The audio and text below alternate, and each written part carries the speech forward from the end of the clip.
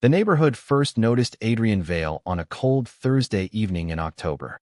Rain poured steadily across Willow Creek Lane, while moving trucks unloaded black furniture into the old house at the end of the street. Nobody had lived there for years. The previous owner died alone beneath the house. At least, that was the rumor. But Adrian arrived smiling, calm, polite, perfectly composed. There was something unsettling about how quickly people trusted him.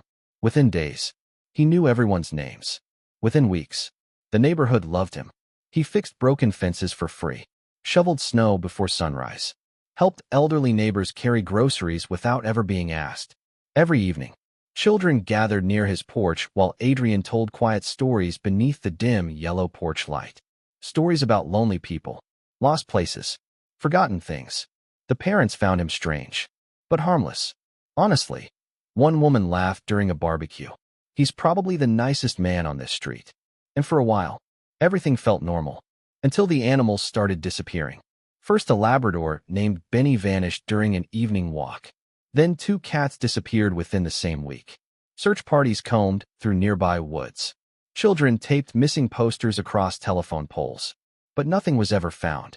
No blood, no tracks, nothing. Then the noises began. Soft metallic sounds echoed through the neighborhood after midnight. Dragging noises, heavy footsteps.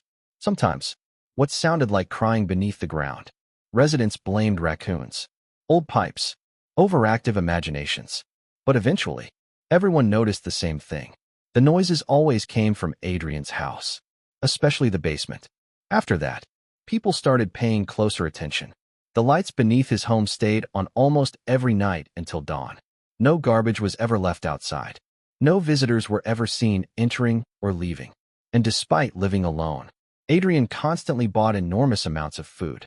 Enough for multiple people. Fear spread quietly through the neighborhood. Not openly. Not yet. Just small whispers behind closed curtains. Then Lily Harper disappeared. 17 years old.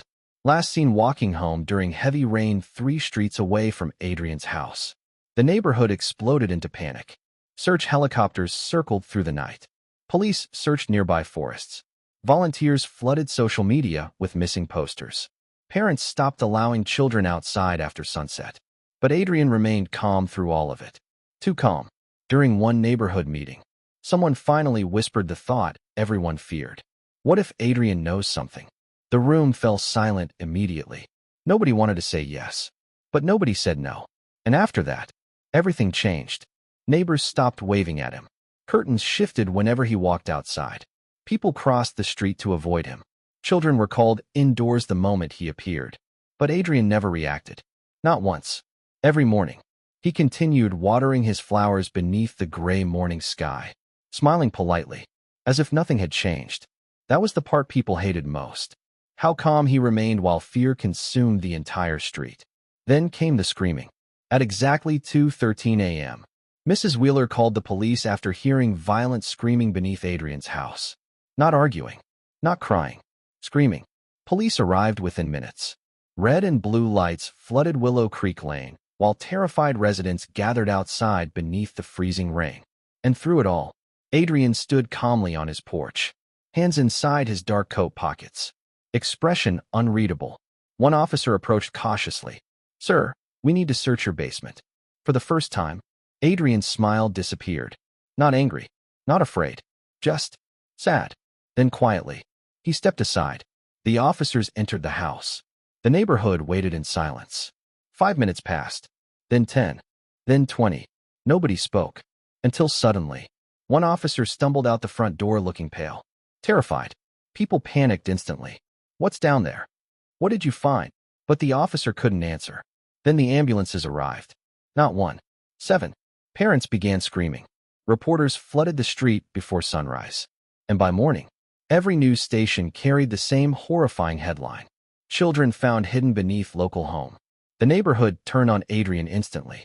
Monster, psychopath, kidnapper. People screamed at him while police escorted him toward a patrol vehicle beneath flashing cameras and pouring rain. But Adrian never defended himself.